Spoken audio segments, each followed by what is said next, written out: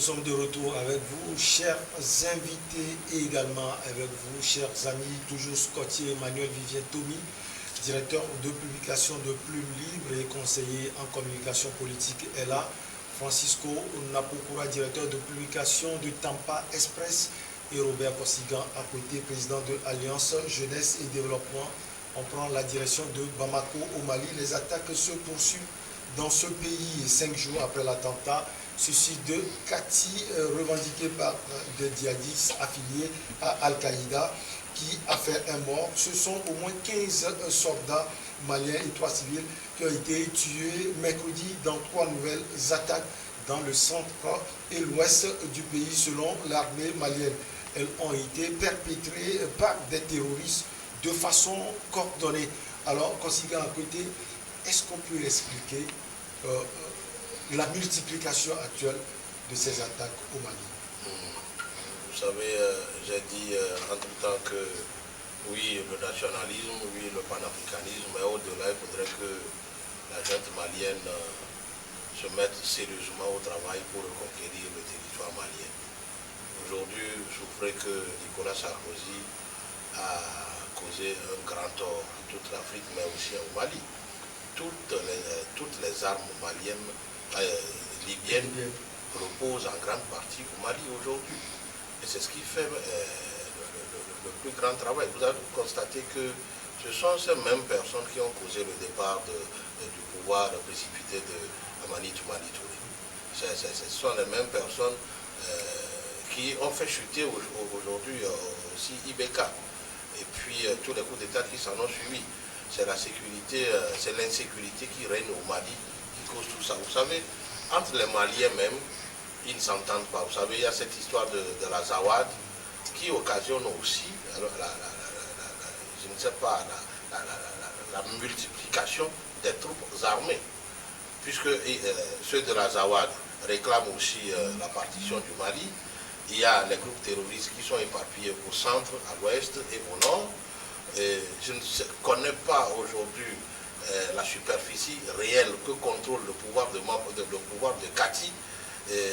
Vous allez constater que la fois dernière, quand ces attaques allaient reprendre, c'est d'abord par le camp de Kati. Et après, il y a aussi une autre garnison militaire qui a été attaquée. Et après, 5 jours après, il y a eu les morts et les blessés d'hier. Donc je dis, le Mali est à la croisée du chemin. Il va falloir travailler sérieusement avec les pays les voisins, la Mauritanie, le Niger, le Burkina, et même pourquoi pas avec l'Algérie.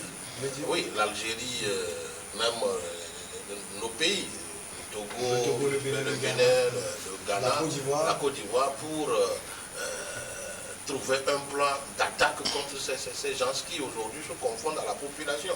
C'est vrai qu'avant on disait que c'était une guerre asymétrique, aujourd'hui c'est une guerre familiale parce que comment identifier aujourd'hui le terroriste devient difficile.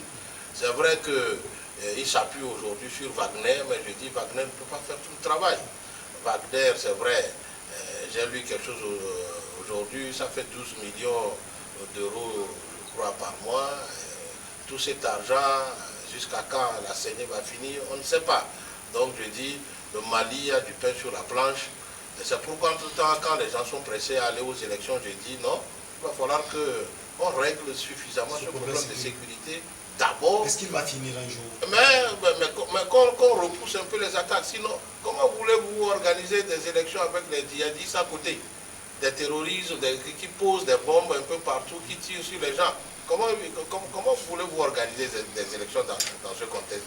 C'est pourquoi moi j'ai été d'accord avec cette jeune-là quand elle avait demandé 5 ans. 5 ans, c'est plus sécuritaire que politique.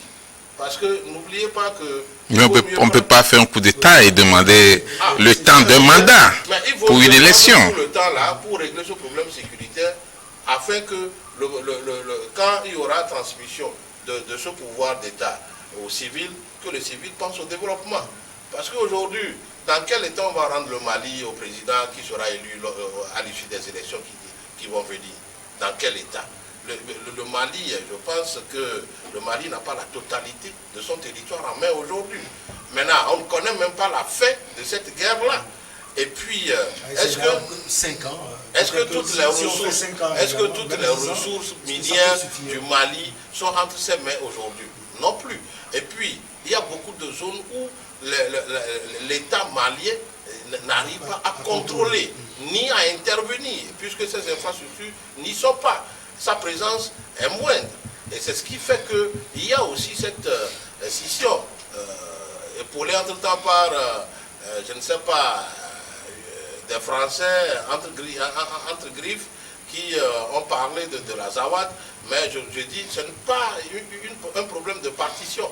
Même si on créait la Zawad, il y aura toujours les terroristes. Donc il vaut mieux que les Maliens se donnent la main et que la junte militaire s'ouvre à tous ceux qui peuvent l'aider à mettre en déroute le terrorisme sur le sol malien. À Kalouba, près de la frontière de la Mauritanie, 12 personnes sont mortes, dont 3 civils, d'une entreprise de construction de routes, selon le communiqué signé par le colonel Soumaïla Dembélé.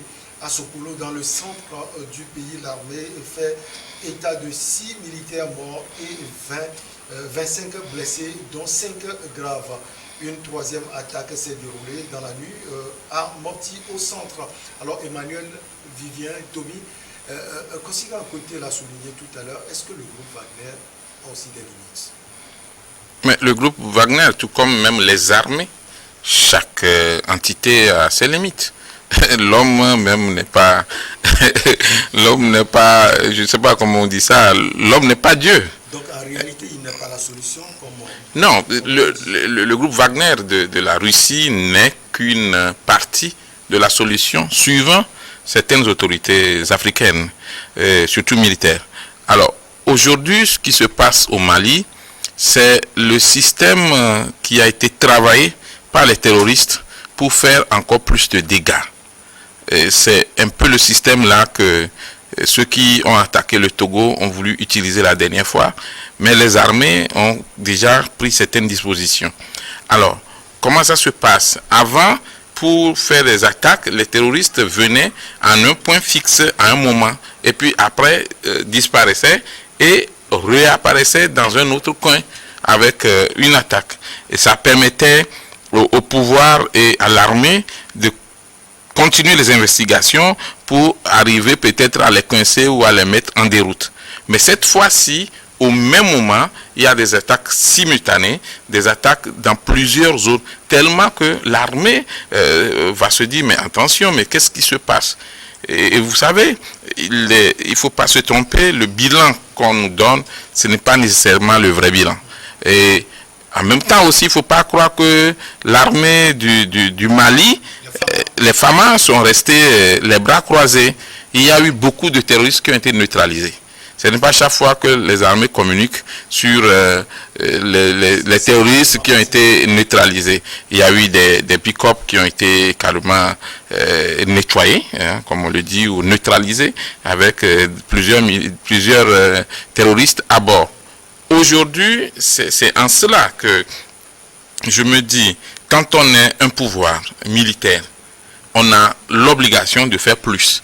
Parce que c'est parce que vous pensiez que les civils ne pouvaient pas réussir la mission. Que ce soit au Burkina Faso, que ce soit au Mali ou ailleurs, vous pensiez que les civils ne pouvaient pas faire la mission. Maintenant, vous êtes aux affaires. Montrez-nous qu'en moins de 8 mois, à moins d'1 an, à moins de 2 ans, vous pouvez faire le nécessaire. On n'a pas besoin de 5 ans pour ça. Et je le dis, je le répète, on ne peut pas faire...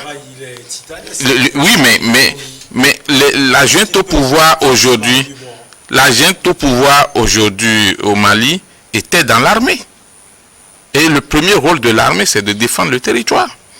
Et donc, en étant président ou pas, en étant aux affaires directement ou pas, ils ont l'obligation en tant que militaires engagés, hommes en uniforme, oui, mais de combattre. Il faut des résultats concrets. Et donc, je ne pense pas que ce soit un problème de délai. Puisque ce que tu peux faire en 5 ans, normalement, en 2 ans déjà, tu peux nous montrer les débuts, les prémices. Mais s'il faut dire, ben, j'ai besoin plus de temps, moi je pense que c'est un autre problème. 10 ans, on peut même aller jusqu'à 15 ans. Mais ne nous trompons pas, le problème de terrorisme est un problème complexe. Si on prend l'Algérie, l'Algérie a mis vraiment des années pour pouvoir aller presque à bout du terrorisme. Quand même, ce n'est pas fini. Et prenez un pays comme la Turquie, où il y a du matériel sophistiqué, mais aussi de très bons renseignements. Mais les terroristes guettent toujours. Il y a plusieurs terroristes qui ont été arrêtés par le régime turc présentement et qui sont dans les geôles. Aujourd'hui, ce que les Maliens veulent, c'est que le pouvoir puisse les rassurer que nous sommes en paix.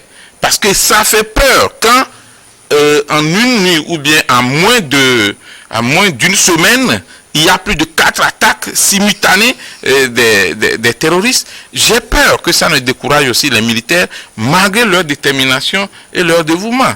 Les militaires sont engagés. C'est ça l'objectif, le découragement. Justement. Maintenant, comment faire? On ne peut pas rester toujours en offensive. Il faudrait un jour qu'on attaque aussi. Et ça, je le dis, je le répète, un seul pays ne peut pas le faire.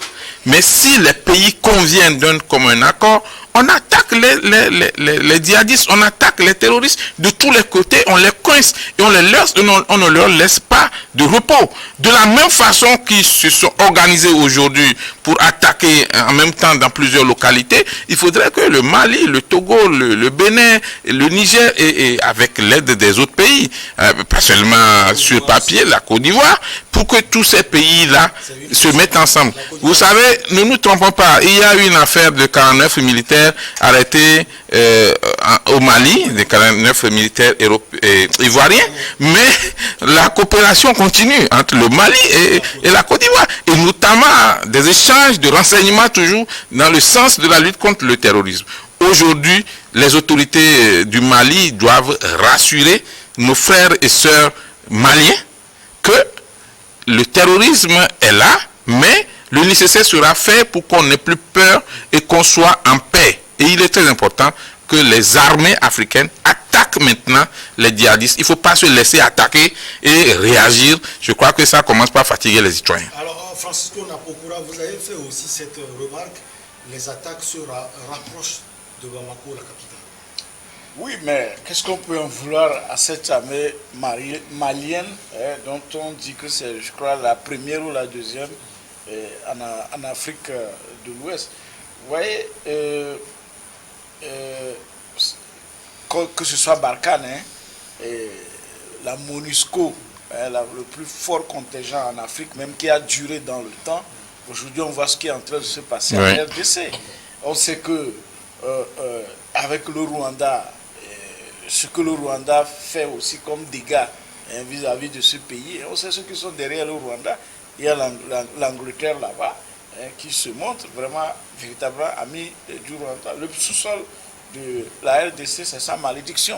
Donc, ils ne seront jamais en paix. Ce qui ne devrait pas être le cas normalement. C'est la même chose au Mali, au Burkina, parce qu'il y a beaucoup de mines d'or. Un sous-sol très riche. Voilà. Vous avez parlé de la solidarité régionale. Mais quand il y avait rupture, quand le Mali avait fait, disons, rupture, avec ou bien les autres ont fait rupture, vous serez constaté qu'à un moment donné, même Ouattara et autres, ils ont dit qu'ils vont mobiliser combien d'hommes pour aller combattre le régime régulier qui s'est installé.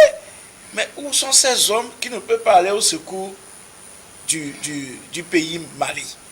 D'accord? Cette solidarité sous-régionale n'existe pas. Ça veut dire que les gens savent d'où vient. Est-ce que le Mali lui-même veut cette solidarité? Non, est-ce qu'on lui a proposé que vraiment une force africaine... Regardez, Ouattara, non, là, ils ont parlé de 10 000 hommes, ils vont armer pour aller. Est-ce qu'ils étaient même en mesure d'armer même leur propre armée? Leur propre armée, est-ce qu'ils sont en mesure? Non, ils ne sont pas en mesure. Mais, donc cette solidarité, il faut une solidarité, il a dit, à l'interne au Mali.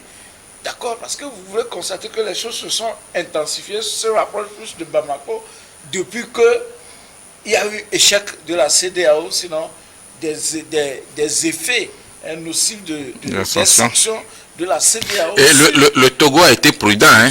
Sur le régime. Le Togo a été prudent quand il s'agissait des sanctions. C'est depuis la levée de tout ça là que les choses s'intensifient et se rapprochent. Donc à l'intérieur... Vous voulez dire quoi concrètement? Oui. On utilise une autre arme? À l'intérieur, oui, à l'intérieur du Mali, il faut que les Maliens s'entendent. D'accord? Parce que quand il y a des gens, quand il y a des gens qui se disent opposition, aujourd'hui ce qui arrive aux autorités actuelles, c'est ce qu'ils reprochaient. D'accord? Que les autres ne faisaient pas bien. Tout comme au Burkina.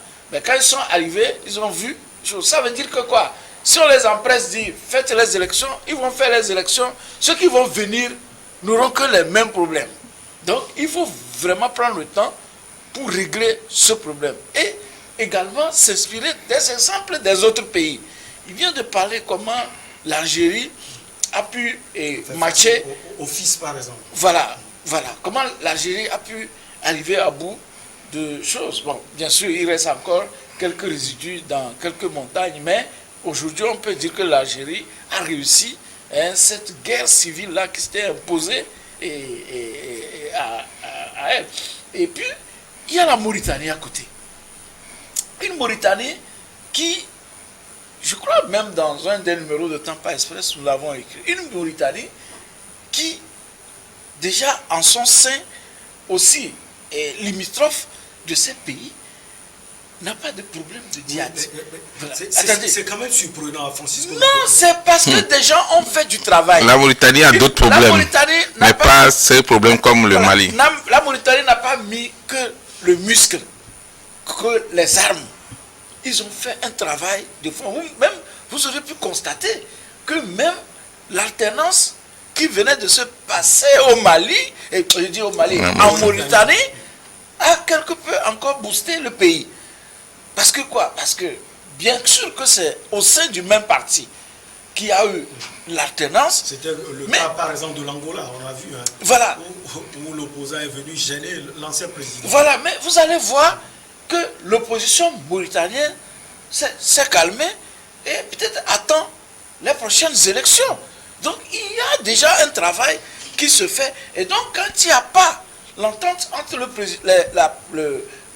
gouvernement régulier et sa population, son opposition, c'est ça. Donc les Maliens ont besoin obligatoirement, au lieu que les gens sortent. Parce que vous le permettez, on peut marquer notre habituelle pause. On la marque et on vous retrouve pour la suite.